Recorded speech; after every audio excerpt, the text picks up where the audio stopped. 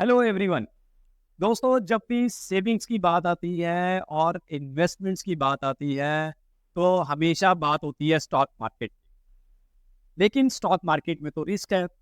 अगर रिस्क पे आप ना चलना चाहे, रिस्क ना लेना चाहे मार्केट में, और आपको रिटर्न्स भी एफडी से बेटर चाहिए, आपको एक फिक्स स्टेबल रिटर्न चाहिए, तो आप कहाँ जाएंगे? जी हाँ, आप सही समझे। आप इन्वेस्टमेंट्स करेंगे डेट फंड्स के साथ। दोस्तों, debt fund is a good option for those customers जो कि स्टॉक मार्केट से तो पैसा कमाने के लिए झिझकते हैं, वहां पे रिस्क नहीं लेना चाहते, जिनका रिस्क एपिटाइट बहुत कम है।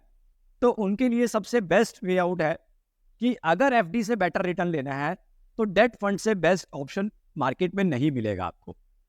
दोस्तों, डेट फंड्स में बेसिकली आपका जो इन्वेस्टमेंट्स है वो गवर्नमेंट सिक्योरिटीज, ट्रेजरी बिल्स और कॉर्पोरेट बॉन्ड्स में पैसा लगाया जाता है, जो कि पैसा सेफर साइड पे रहता है। लेकिन रिस्क पैरामीटर तो रहेगा, लेकिन बहुत ही लोअर साइड पे। इसमें सबसे अच्छा पोर्शन ये है कि जब भी आप इसमें इन्वेस्टमेंट्स करते हैं तो आपको एक fix stable interest rate income जो है रेगुलरली हर महीने आपको आपके अकाउंट में आता रहता है। इट साउंड्स गुड कि आपने पैसा लगाया और आपको एक फिक्स इंटरेस्ट इनकम स्टार्ट हो गई आनी। तो दोस्तों, आज की डेट में डेट फंड्स बहुत ज़्यादा पॉपुलर है। अगर आपका रिस्क एपिटाइट नहीं है और आप एक स्टेबल रिटर्न देख रहे हैं अपने इन्वेस्टमेंट्स पे, तो डेट फंड से बेटर कुछ भी नहीं है नाउ। लेकिन सबसे बड़ा कंसर्न, डेट फंड्स में जब भी आप पैसा लगा रहे हैं तो कौन कौन से ऐसे फैक्टर्स हैं जो आपको ध्यान में रखने हैं, कौन कौन से ऐसे कंसर्न्स हैं जो आपको मेजर करके ही डेट फंड्स में उतरना चाहिए। तो चलिए उसके बारे में डिस्कस करेंगे थोड़ा डिटेल में। मैं आपको बताऊंगा कि डेट फंड का पैसा लगता कहाँ पे है, डेट फंड में इन्वेस्टमेंट्स करना है तो कब करें, और डेट फंड के इंटरेस्ट रेट कब इम्पैक्ट होते हैं अदर फैक्टर्स के साथ। तो चलिए बात करते हैं कंप्यूटर स्क्रीन पे। जब भी आप ये सोचते हैं कि आपको सेफ़र साइड पे इन्वेस्टमेंट्स करनी है और आपको एक स्टेबल रिटर्न चाहिए, तो debt funds are very very good opportunity and good options to start your investments into the market. इसका कोई इक्विटी मार्केट से कोई लेना देना नहीं है। इसको इक्विटी मार्केट से कोई फ़र्क नहीं पड़ता है इस फंड्स को। रीज़न बीइंग, क्योंकि गवर्नमेंट सिक्योरिटीज़, ट्रेजरी बिल्स और कॉर्पोरेट बॉन्ड में पैसा लग रहा है, राइट। अभी उनका वो पैसा कहाँ पे मार्केट में आगे जा रहा है, कहाँ पे नहीं जा रहा है, या कहाँ पे इन्वेस्ट हो रहा है, it doesn't matter. The only matters here कि आपकी इन्वेस्टमेंट्स पे जो आपको रिटर्न में इंटरेस्ट रेट दिया गया है टर्म्स एंड कंडीशंस के साथ, वो आपको for the time of maturity period आपके अकाउंट में क्रेडिट होता रहेगा। So this is the beauty of debt funds. So point is, जब भी आपको ये लगे कि आप रिस्क नहीं लेना चाहते आप इक्विटी मार्केट में, और आपको एफडी से ज़्यादा बेटर रिटर्न चाहिए, that particular moment you can go for date funds, right. Now benefits of debt funds क्या है? सबसे अच्छा चीज़ जो इसका पॉइंट है, दैट इज़ स्टेबल रिटर्न्स। तो स्टेबल रिटर्न की, जैसा कि मैं स्टार्टिंग ऑफ वीडियो में ही डिस्कशन कर रहा था, कि एक फिक्स्ड इंटरेस्ट इनकम आपको आना स्टार्ट हो जाएगा, जो रेगुलरली मैच्योरिटी पीरियड तक आपको मिलता रहेगा। लेकिन आपको एक बात पॉइंट कहना चाहूँगा कि ऐसा नहीं है कि डेट फंड्स जो हैं वो रिस्की नहीं होते हैं। They are also risky, but less risky to equity market, right. Now, hedge against volatility. Equity market में जब आप ट्रेड करते हो तो आप इन्वेस्टमेंट्स करते हो, तो वॉलेटिलिटी हायर होने की वजह से आपको आपका पोर्टफोलियो जो है ज़्यादा अप डाउन होता है। वहाँ पे नो डाउट मल्टीफोल्ड रिटर्न्स आती हैं, तो रिस्क पैरामीटर्स भी उतना ही ज़्यादा है। तो अगर आपका कुछ पैसा इक्विटी मार्केट में इन्वेस्ट है और आप ज़्यादा वॉलेटिलिटी से जो है पैनिक हैं, तो बेटर वुड बी आप अपनी जो कुछ पार्ट इन्वेस्टमेंट्स का है वो डेट फंड्स की तरफ मूव करके उसको जो है हेज कर सकते हैं। So this is the best diversification method also with the debt funds or equity market, right? So this is the good option. तो अगर आपको फॉर एग्जांपल 10 लाख रुपया स्टॉक मार्केट में लगाना है, you are looking the more and more opportunities into stock market, आपको लगता है कि मार्केट अभी पीक पे है और यहाँ से और ज़्यादा ऊपर जाएगा, तो दैट टाइम आप जो है 70-80% पैसा, अब 70% 80% पैसा जो है आपको जैसा ठीक लगता है उसके हिसाब से आप इक्विटी मार्केट में लगाइए, रेस्ट 20% जो है आप 30% अराउंड डेट फंड्स में डाल दीजिए, तो वो बेसिकली आपका हेजिंग हो जाएगा, right? So this is called hedging. और आप जितना इक्विटी मार्केट में वॉलेटिलिटी रहेगा उसका कुछ जो आपको जो रिस्क कवरेज है वो आपका डेट फंड्स अपोजिटली करता रहेगा, राइट? उसके बाद है हाई लिक्विडिटी। लिक्विडिटी का क्या मतलब है? हाई लिक्विडिटी का मतलब है कि जहाँ पर ट्रांजैक्शंस जो हैं, बायर सेलर जो है वो रियल टाइम बेसिस पे हमेशा अवेलेबल है। हमेशा अवेलेबल का मतलब फॉर एग्जांपल अगर मैंने किसी डेट फंड में पैसा डाल दिया, मुझे लगता है कि आज मुझे अपना पैसा विड्रॉ करना है, मुझे पैसों की ज़रूरत है, so I can do that. So high liquidity जो है का मतलब हुआ कि बायर और सेलर जहाँ पे हमेशा अवेलेबल रहेंगे। तो डेट फंड्स में आपको बायर और सेलर हमेशा मिलता है, यानी कि लिक्विडिटी का कोई दिक्कत नहीं है। लिक्विडिटी आपको हमेशा यहाँ पे हायर साइड पे मिलेगी, यहाँ पे कोई उस पर क्वेश्चन ही नहीं है, राइट? सो ऐसा ही इक्विटी मार्केट में भी हमारा लिक्विडिटी जो है वो हायर साइड पे रहता है, उसमें भी कोई डाउट नहीं है। बट कुछ पर्टिकुलर स्टॉक्स हैं जो जेड कैटेगरी के पेनी स्टॉक्स हैं, वहाँ पे हो सकता है माइट भी वहाँ पे आपको लिक्विडिटी का क्रंच मिले, otherwise liquidity is higher side. Now lower fees.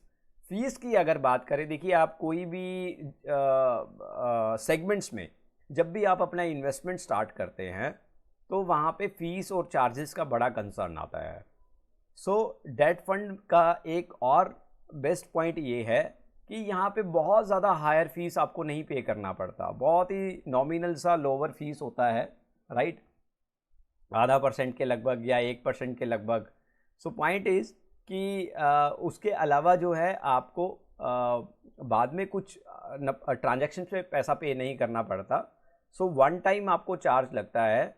So date funds का में लोअर फीस भी एक जो है आई वुड से कि एक बेनिफिट है बायर्स के लिए, कि उनको ये नहीं लगता, उन्हें ये पे नहीं होता कि यार मुझे बहुत ज़्यादा हायर चार्ज फीस देनी पड़ेगी इस फंड को अडॉप्ट करने के लिए। तो ऐसा कुछ नहीं है, इस फंड को रजिस्टर करने के लिए बहुत ही नॉमिनल सी और फीस जो है वो बहुत ही लोअर साइड पे रहती है, तो इतना बड़ा कंसर्न नहीं है इसमें, right? So these are the mainly benefits of debt funds.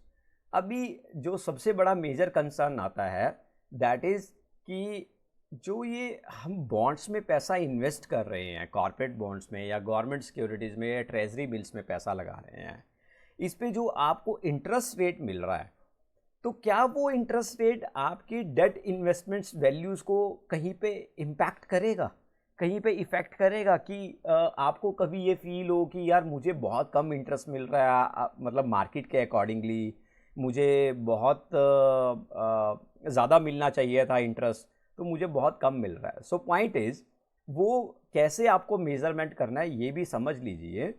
देखिए इंटरेस्ट रेट की जहाँ पे डिस्कशन हो रही है, तो डेफिनेटली वहाँ पे जो आरबीआई का रेपो रेट का पॉलिसीज़ रहता है, मॉनेटरी पॉलिसी की बात कर रहा हूँ, वो बहुत ज़्यादा इम्पैक्ट करती है डेट इन्वेस्टमेंट्स इंटरेस्ट रेट्स पे, आपकी वैल्यू पे, डेट इन्वेस्टमेंट्स वैल्यू पे।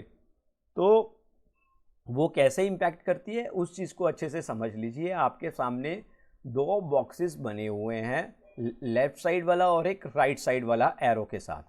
नाउ द पॉइंट इज़, अगर आरबीआई इंटरेस्ट रेट को कट करता है, यानी कि इंटरेस्ट रेट कम करता है, तो आपके डेट इन्वेस्टमेंट्स की वैल्यू जो है वो इंक्रीज़ होती है। कैसे इंक्रीज़ होती है इसको भी समझना ज़रूरी है। बड़ा सिंपल सा एग्जांपल है, सपोज कीजिए मैंने किसी बॉन्ड में पैसा लगाया जहां पर मुझे इंटरेस्ट रेट मिला 7.10। अभी सपोज कीजिए आरबीआई ने इंटरेस्ट रेट कट कर दिए 50 बीपीएस। अभी 50 बीपीएस कर दिया तो मान लीजिए करंट रेपो रेट अगर 6.5% है और वो घट करके 6% रह गया, तो इट मीन्स मेरा जो डेट इन्वेस्टमेंट्स वैल्यू है वो आज के इंटरेस्ट रेट के अकॉर्डिंगली मेरा वैल्यू जो है वो इंक्रीज हो रहा है, right.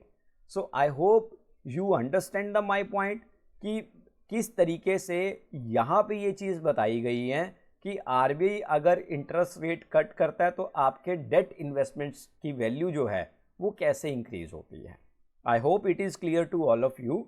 Now the second point, if RBI hikes interest rates, तो उस सिचुएशन में आपकी डेट इन्वेस्टमेंट वैल्यू कैसे गिर जाती है। मान लीजिए अभी का जो करंट रेपो रेट है दैट इज़ 6.5% और आरबीआई ने मान लीजिए 50 बीपीएस जो है इंटरेस्ट रेट को बढ़ा दिया अपनी मॉनेटरी पॉलिसी में, लेकिन आपने जो डेट इन्वेस्टमेंट्स की हुई हैं वहाँ पर आपको जो इंटरेस्ट रेट मिल रहा है दैट इज़ वो था 6.5 के हिसाब से। तो आपको कहाँ पे इम्पैक्ट आने वाला है, बाज़ार में जब इंटरेस्ट रेट बढ़ जाएंगे तब जो है नया बॉन्ड जारी होगा और वो बॉन्ड का जो इंटरेस्ट रेट मिलेगा मार्केट में वो होगा 7%। तो 6.5% करंट रेपो रेट, 50 बीपीएस का इंटरेस्ट रेट बढ़ा दिया तो 7% पे नया बॉन्ड जारी होगा। तो व्हाट यू फील देयर कि मेरा जो डेट इन्वेस्टमेंट्स हुआ है मेरा वैल्यू तो गिर गया यार, मुझे करंट मार्केट के हिसाब से वैल्यू नहीं मिल रहा। तो बात ये है कि यहाँ पे आपको समझना ज़रूरी है कि इंटरेस्ट रेट का इम्पैक्ट जो है वो कैसे आपकी डेट इन्वेस्टमेंट्स वैल्यूज़ पे पड़ेगा। I hope it is very much clear to all of you, right. Now move to the next part कि how to invest during an interest rate hike, या फिर इंटरेस्ट रेट फॉल कर रहा है तो उस टाइम पीरियड में कैसे आप लोग कैसे अपने डेट फंड्स को मैनेज करेंगे, आप कैसे करेंगे आप manage. So this is the most important part of our journey upon debt funds. Now 4 तरह का आपको डेट फंड्स जो है मोस्टली मार्केट में सुनने को मिलेगा। Ultra short duration debt funds, floating rate date funds, money market debt funds, fixed maturity plans. अभी अल्ट्रा शॉर्ट नाम से ही पता लग रहा है कि वेरी शॉर्ट टाइम पीरियड के लिए, महीना भर, 2 महीना, 3 महीने के लिए जो फंड्स मार्केट में अवेलेबल है that is called ultra short duration. हो सकता है कुछ दिनों के लिए हो, 7 दिन के लिए, 10 दिन के लिए, 15 दिन के लिए, right. So the point is यहाँ पे आपको क्या बेनिफिट है, यहाँ पे आपको इंटरेस्ट रेट हो सकता है कि थोड़ा सा कम मिले, बट द पॉइंट इज आपके पास 15 दिन बाद निकलने का एक ऑप्शन रहेगा और आप अपना पैसा विड्रॉ करके कहीं और लगा पाएंगे according to the interest rate hike, ठीक है। So this is the beauty of ultra short duration debt funds. Now floating rate funds. Floating rate funds वो फंड्स होते हैं जहां पर कि पैसा 1 महीना, 2 महीना या 3 महीने के लिए, मतलब स्लाइटली शॉर्ट टर्म के लिए पैसा लग रहा है, स्लाइटली शॉर्ट टर्म के लिए पैसा लगा रहे हैं, right. So those call to floating rate funds. वहाँ पे भी आपको ये लगे कि 1 महीने बाद मॉनेटरी पॉलिसी है, 2 महीने बाद मॉनेटरी पॉलिसी है, तो आप उसके अकॉर्डिंगली आप अपना पैसा डेट फंड्स में इसके अकॉर्डिंगली लगा सकते हैं, फ्लोटिंग रेट फंड्स में। मनी मार्केट डेट फंड्स, ये वो फंड्स होते हैं जहाँ पर कि मेच्योरिटी 6 महीना या साल भर के लिए होती है मार्केट में, ठीक है। तो ऐसे फंड्स में जब आप पैसा लगाते हैं तो आपको 6 महीना या साल भर के लिए आप ऐसे फंड्स में पैसा लगाते हैं तो वहाँ पे आपको इंटरेस्ट रेट तो थोड़ा सा बढ़ के मिल जाता है, लेकिन आप 6 महीना या साल भर तक के लिए जब तक उसका मैच्योरिटी है तब तक आपको वेट करना पड़ता है, उससे पहले आप उसको एग्जिट नहीं कर सकते, राइट। तो मैच्योरिटी तक आपको वेट करना पड़ेगा। बट इसमें एक अच्छा बात यह है कि इसमें आपको अल्ट्रा शॉर्ट ड्यूरेशन फंड या फ्लोटिंग रेट फंड से इंटरेस्ट रेट थोड़ा सा ज़्यादा मिलता है आपको, राइट। तो अगर आप में पेशेंस है और आप इंटरेस्ट रेट हाइक को फेस कर सकते हैं, तो दैट पर्टिकुलर टाइम पे आपको जो है money market debt funds best रहेगा। फिक्स्ड मैच्योरिटी प्लान, ये वो फंड्स हैं जो मोर देन 1 ईयर के प्लान्स होते हैं। तो इसमें बेसिकली 1 साल, 2 साल, 3 साल या 4 साल या 5 साल के बॉन्ड्स होते हैं। तो ये माइट बी उतने क्रिस्पी नहीं होते, काइंड ऑफ, जहाँ पे हम बात कर रहे हैं कि during the period of interest rate hike, तो आप एफएमपी में नहीं जा पाएंगे फिक्स मैच्योरिटी प्लान्स में। हाँ, लेकिन इसमें एक सबसे बेस्ट पॉइंट क्या है, तीनों फंड्स जो हमने ऊपर डिस्कस किए, अल्ट्रा शॉर्ट, फ्लोटिंग और मनी मार्केट डेट फंड्स, उन सभी फंड से बेटर इंटरेस्ट रेट आपको फिक्स मैच्योरिटी प्लान्स में मिल जाता है, क्योंकि इसमें टाइम पीरियड जो है काफ़ी लंबा रहेगा, 1 साल से कम तो नहीं रहेगा। तो एट दैट मोमेंट आपको इसमें इंटरेस्ट रेट जो हैं वो बहुत साउंडेड मिल जाते हैं, आपको इंटरेस्ट रेट बाकी 3 फंड्स के मुकाबले ज़्यादा सुनने को मिलेगा, right. So this is all about हमारा डेट फंड कि पैसा लगाएं तो कैसे लगाएं, कब लगाना चाहिए, कौन से फंड में लगाना चाहिए, और बेनिफिट्स क्या हैं डेट फंड्स के। दोस्तों, उम्मीद करता हूं कि आपको वीडियो काफ़ी पसंद आया होगा।